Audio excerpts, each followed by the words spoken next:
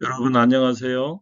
오늘 강성률 철학TV 제34강은 철학자의 돈관리, 칸트의 재테크가 되겠습니다. 칸트로 보면은 6번째 강의가 되겠는데요.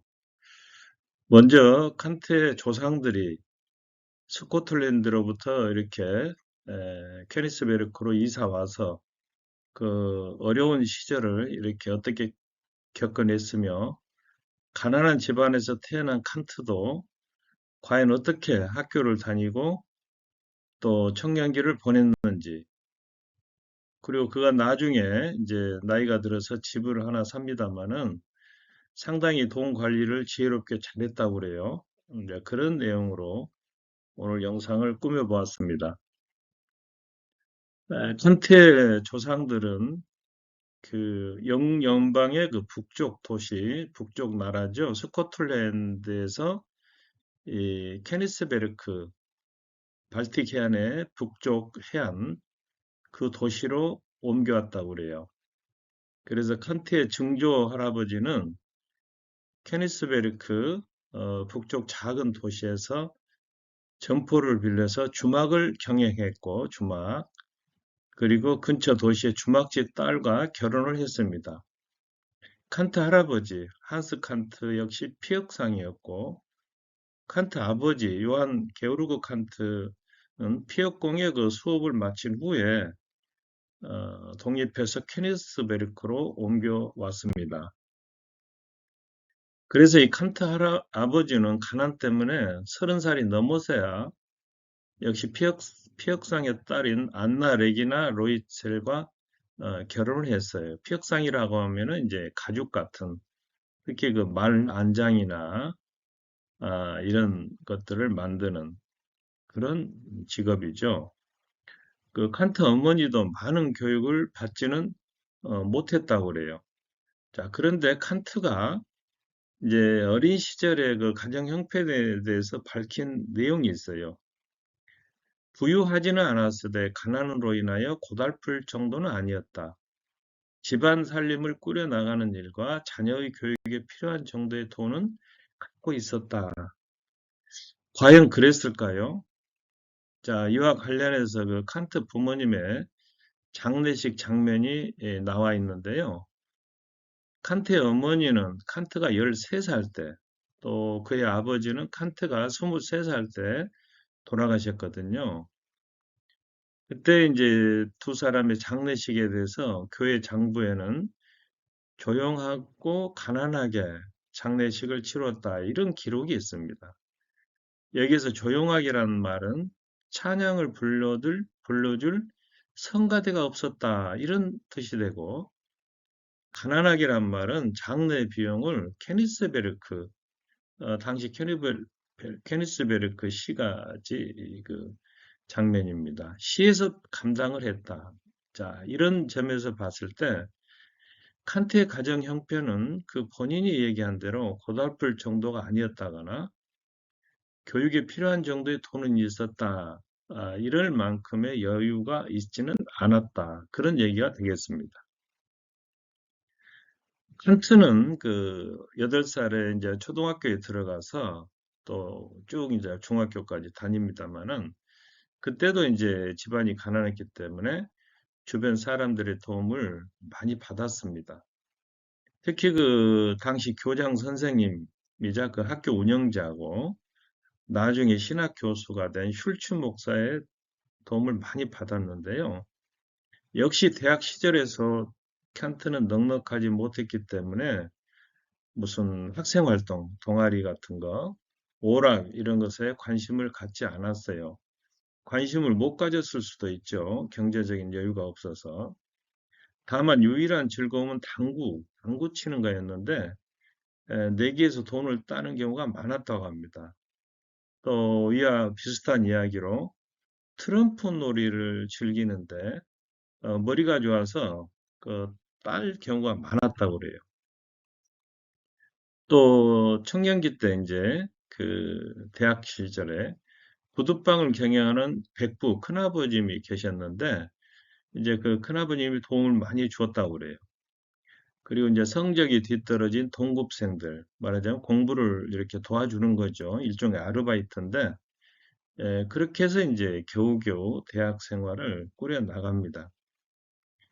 막상 이제 대학을 졸업하고 보니까 생활비가 없어요. 그래서 이걸 마련하기 위해서 케니스 베르크를 떠나서 시골 가서 가정교사를 약 8년 동안 합니다. 그러니까 칸트가 케니스베르크 도시를 떠난 적이 별로 없는데 이때가 가장 길게 떠난 기간이 되겠습니다. 그리고 나서 다시 이제 케니스베르크로 돌아오는 거죠. 30살 때는 베를린 학사원이 내건 그 현상, 말하자면 상이 걸린 논문에 응모를 했고 31살 때는 석사학위를 받았습니다. 그래서 같은 해 이제 대학 교수 자격을 얻었고요. 이러한 과정을 마친 칸트는 대학에서 강사 생활, 시간 강사 생활을 시작하는 겁니다.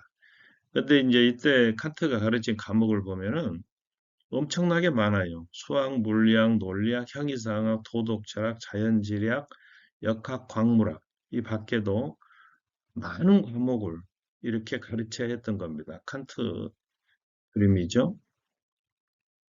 무려 일주일에 20시간씩 강의를 해야 되는 중노동에 한숨을 푹푹 쉬었는데요. 자, 칸트가 이제 친구에게 보낸 편지가 이런 내용이 있습니다. 나는 날마다 내 교탁의 귀퉁이에 앉아서 무거운 망치를 두들기는 것과 비슷한 강의들을 단조로운 박자로 계속 진행해 나갔다. 때때로 보다 더 고상한 일을 하고 싶다는 마음이 생기며 조금이라도 이 좁은 테두리에서 벗어나고 싶다는 생각이 든다. 그런데 그렇게 되면 격렬한 외침처럼 가난이 금방이라도 달려들려 한다. 그것은 언제나 진실한 것이어서 나는 주저할 틈도 없이 또다시 힘겨운 노동으로 되돌아오곤 한다. 다시 말하면은 더 고상하고 효율적인 어떤 공부를 하고 싶었지만 경제적인 어려움 때문에 그럴 수가 없었고 할 수 없이 이렇게 억지로 많은 강의를 맡을 수밖에 없었다. 이제 그런 뜻이 되겠죠. 자, 그렇다면 일주일에 우리가 보통 40시간, 50시간 그런 얘기를 하지 않습니까? 노동 시간을. 그런데 왜 20시간을 중노동이라고 하는가? 첫째, 이 대학의 강의는 수준이 높아야 하기 때문에 많은 준비를 해야 돼요. 연구도 많이 해야 되고. 또 한 과목을 여러 클래스를 다니면서 가르치는 것보다 여러 과목을 가르치는 것이 이게 더 어렵겠죠. 그만큼 준비를 많이 해야 되니까. 현재 우리나라 국립대학 교수는 일주일에 법적으로 정해진 시간은 10시간입니다. 10시간만 하면 돼요. 이제 더 초과하면은 이제 초과 수당이 나오죠.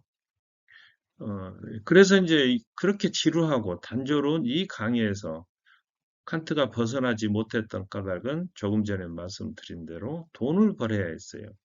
그리고 당시 시간 강사는 강의 시간에 비례해서 수당을 받거든요. 그리고 당시에는 또 학생들이 수혜, 수강 학생 수에 따라서 돈을 받고 그랬습니다. 또 더구나 칸트는 자기의 생활비 외에 동생들의 뒷바라지를 위해서도 이제 돈을 벌어야 했다는 거죠. 자, 이제 지혜로운 돈 관리, 가난한 집안에서 태어난 칸트는 돈에 집착할 수밖에 없었습니다. 그래서 지금까지 말씀드린 대로 대학을 졸업할 때까지는 이제 큰아버지라든가 도움받고 아르바이트도 하고 가정교사도 했지만은 이 긴 그 시간 강사 시절에도 많은 강의를 했지만 생활고를 벗어나지는 못했어요. 그래서 수입이 적어서 끼니를 거른 적도 있었다. 이제 정규직인 대학 교수에 비해서 시간 강사는 요즘 말하는 비정규직이기 때문에 이제 급료가 많지가 않죠. 그 어려운 중에도 이제 갑자기 병에 날 것에 대비해서 매달 20타르의 돈을 저축했다고 합니다. 그리고 여기에는 절대로 손을 대지 않았어요. 그래서 이제 돈이 모이니까 그걸 빈놀이를 해서 돈을 모아 나가는 겁니다. 위대한 철학자로서는 좀 어울리지 않는 행위입니다만은 이게 이제 당시에 그 독일 제국 시대 그 은으로 만들어진 이제 돈입니다. 칸트는 이제 그렇게 검소하고 전략한 생활로 나이가 들어서는 그래도 이제 풍족한 생활을 즐겼는데요. 죽었을 때 그가 유산으로 2만 탈은, 약 2만 불이라고 합니다만은 오늘날의 이제 화폐 가치보다는 훨씬 많았겠죠. 그 2만 타르의 현금하고 집터, 정원을 남겼고 중요한 것은 빚이 전혀 없었어요. 칸트는 그 결혼할 때 그 지참금을 먼저 고려하라 이런 충고를 하고 있거든요. 제자들에게. 그래서 이러한 예에서 보듯이 칸트는 돈에 굉장히 민감했습니다. 자, 그렇다면 칸트가 수입원이 어딘가, 어디서 돈을 버는가? 물론 이제 강의료, 시간 강사 때 강의료가 있고, 책을 쓰면 인세가 있고, 이제 교수가 된 뒤로는 이제 정기적인 봉급을 받았겠죠. 그뿐만 아니라 칸트는 친구인 두 상인, 그린과 마자비에게 돈을 맡겼어요. 그래서 이자 놀이를 해서 말하자면 이자를 받았다는 거죠. 그러니까 이제 그 위대한 철학자 칸트가 이제도 상당히 밝았다 이런 얘기가 되겠습니다. 조금 전에 말씀드린 대로 칸트는 빚을 지지 않고 신세를 지지 않는 것을 생활 신조로 삼았습니다. 그래서 평생 남에게 돈을 빌린 적이 없다고 그래요. 그래서 칸트는 이제 빚을 지고 압박감을 느끼는 것은 이렇게 스스로의 인격을 천하게 만드는 거다. 종이 되는 거죠. 그래서 이제 빚이 없기 때문에 누구든지 집을 방문한 사람은 유쾌하게 받아들일 수 있었다. 자, 그렇다고 해서 칸트가 수전노나 무슨 구두쇠냐, 그건 아니었다고 그래요. 그러니까 예를 들면 친척이라든가 해고시킨 하인, 람페라고 있었죠. 또 생계가 곤란한 이웃들에게는 연금 형식으로 돈을 지불했고, 형제나 친척들에게도 매년 200불 정도 되는 보조금을 지급했다고 합니다. 칸트는 이제 집이 없었던 시절이 많았죠. 그때는 이제 친구의 집에 얹혀 산다든가 전세 집에 살았다고 그래요. 근데 이제 6번이나 이사를 했는데 그 이유가 되게 이제 주변이 시끄러워서 그랬다고 그래요. 시끄러워서. 그래서 이제 60세가 넘어서야 이제 낡은 집 하나를 샀는데요. 이제 평생 처음 산 집입니다. 그래서 이 집은 성 근처에 조용한 골목에 있는 집인데 2층으로 해서 이제 방이 8개나 되고 큰 길가에서 떨어진 뒷골목이기 때문에 차의 왕래도 적어서 상당히 조용했다고 합니다. 그리고 이 집에는 조그만 정원이 있었는데 여기에는 꽃과 가실나무 또 많이 있었고 장미가 이렇게 필 때는 방문객들이 많이 왔다고 그래요. 2층 구조라고 그랬죠. 아래층에는 강의실과 요리사의 방이 있고 누구나 이제 들어다닐 수 있는 그런 방이고 위층에는 식당, 도서실, 침실, 응접실과 서재, 개인적인 이런 공간이 있었습니다. 그리고 작은 다락방에는 이제 한때 그 집사이자 하인 람페가 함께 살았고요. 칸트는 이웃에게 자비를 베풀면서도 자기의 집을 꾸미는 일에는 매우 검소했습니다. 예, 칸트의 이제 진실하고 정직한 성품이랄까요? 뭐 꾸미는 걸 싫어하니까 이러한 것들이 이제 집 시장에서도 나타났던 것 같아요. 방에는 책상과 책꽂이, 책장, 그러니까 꼭 필요한 것만 있고 벽에는 루소의 초상 그 동판화가 있었는데 이것도 친구로부터 선물 받은 거였습니다. 그리고 응접실과 식당에 거울 하나가 달려 있는데 자, 한 집에는 이제 감옥에서 멀지 않았다고 그래요. 그 집이.